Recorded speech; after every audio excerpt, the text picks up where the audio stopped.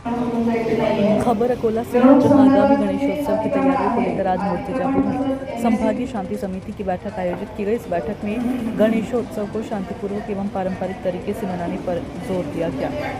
बैठक में अतिरिक्त पुलिस अधीक्षक चंद्रकांत रेड्डी, उप विभागीय अधिकारी संदीप अपार, पुलिस उप विभागीय अधिकारी वैशाली मलिक मैडम, तहसीलदार शिल्पा बोर्डे मैडम, विधायक लोक निर्माण विभाग के राजेश नवलकर, उप जिला अस्पताल अधीक्षक राजेंद्र नेमाड़ी, ग्रामीण पुलिस थानेदार श्रीधर गुप्ते, शहर पुलिस थानेदार अजीत जादव, मानव पुलिस थानेदार नवलकर साहब के साथ ही शांति समिति के अध्यक्ष पदाधिकारी व सदस्य उपस्थित नक्कीच होईल त्याच्यामध्ये, कारण की आपण नेहमी आवाहन करतोय की गणपती बाप्पाचा उत्सव हा पारंपरिक वाद्याने साजरा करायचा, कारण की आपली संस्कृतीच आहे की पारंपरिक वाद्य वाजले गेले पाहिजे, या परंपराच आहे आपली. तरी माझी सगळी मंडळांना विनंती आहे की आपण डीजेचा वापर कमीत कमी करावा आणि पारंपरिक वाद्याचा वापर जास्तीत जास्त करावा.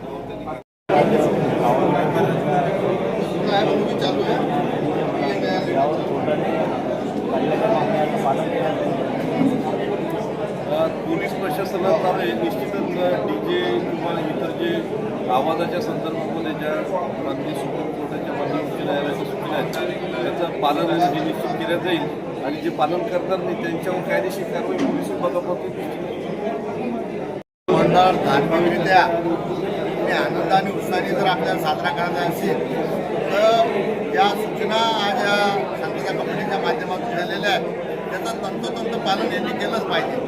अन्यथा आम्ही दबाव तर टाकू शकत नाही, पण विनंती त्यांना केली आहे, ते विनंतीला मान देतील मला असा आत्मविश्वास आहे. आज या ठिकाणी आपण शांतता कमिटी बैठक आयोजित केलेली आहे. सर्व प्रशासकीय डिपार्टमेंट आणि आमच्या सोबत आयोजित केलेली आहे. त्याच्यामध्ये मुख्य संदेश असे की आपण 27 तारीखपासून गणपतीला बसवणार आणि 6 तारीखला आपल्या मिरवणूक होणार आहे. त्याच्यासाठी आपण संदेश दिलेले आहे की गणपतीच्या बसवतेवेळेस काय सूचना पालन करायचं. म्हणजे आता ध्वनी नियम आहे आपल्याकडे, शासनामार्फत नियम आलेले आहे की रात्री 10 वाजतापासून सकाळी 5 वाजतापर्यंत मोठ्या प्रमाणात ध्वनी वाजवायच नाही. त्याप्रमाणे सूचना दिलेल्या आहेत आणि पारंपरिक वाद्य वापरण्यासाठी सूचना दिलेल्या आहेत. त्याच्यामध्ये मुख्य असे आहे की पारंपरिक वाद्य वाजणे माणूस आता या काळात कमी होते. आता आपण हे राज्यात महोत्सव म्हणून आपण पारंपरिक वाद्य वाजणार माणूसला आपण थोडं एनकरेज केलं, त्याच्या पुढील पिढी पण त्या पारंपरिक वाद्य वाजण्यामध्ये होईल. आणि दुसरा गोष्ट अशी आहे की गणेश मंडळमध्ये काही अवैध काहीतरी चालणार नाही आहे. दारू असू द्या किंवा जुगार असू द्या ते चालणार नाही आहे. आणि तिसरा आपण ठरवलेले आहे की एक खिडकी योजना. एक खिडकी योजनामार्फत आपण सर्व प्रशासकीय डिपार्टमेंट गणेश मंडळाला परवानगी देणार आहे, त्याच्यामुळे त्यांना सोयीस्कर होणार आहे. आणि चौथा मुद्दा आहे की आपण पीठप्रमाणे पोलिसांच्या पीठप्रमाणे एक अंमलदार नेमणूक केलेले आहे. त्या अंमलदार सर्व मंडळाला संपर्क करतील आणि सर्वात मोठा विषय सध्या गाजत आहे म्हणजे वासविकी बंदीचा. हिंदू धर्माच्या सणांच्या वेळेस बंदी असावी असे मुख्यमंत्री म्हणतात. तर या कारकिर्दीमध्ये म्हणजे गणेशोत्सव असेल किंवा दुर्गा उत्सव असेल यावेळेस वासविकीला बंदी आहे.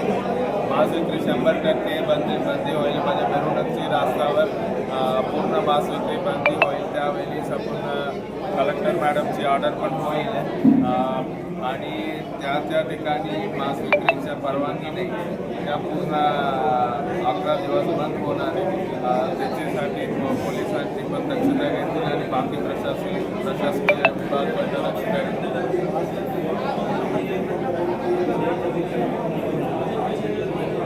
10 दिवस आपण परवानगी नाही आहे त्या स्थळांना पूर्ण बंद राहील. आणि शेवटच्या दिवशी आता कलेक्टर मॅडमची ऑर्डरप्रमाणे शेवटच्या दिवशी म्हणजे शेवटच्या 3 दिवसासाठी ऑर्डर काढलेलं आहे. म्हणजे 5 तारीख 6 तारीख आणि 7 तारीखची शायद ऑर्डर काढणार आहे. त्या ऑर्डरप्रमाणे आपण बंद करणार.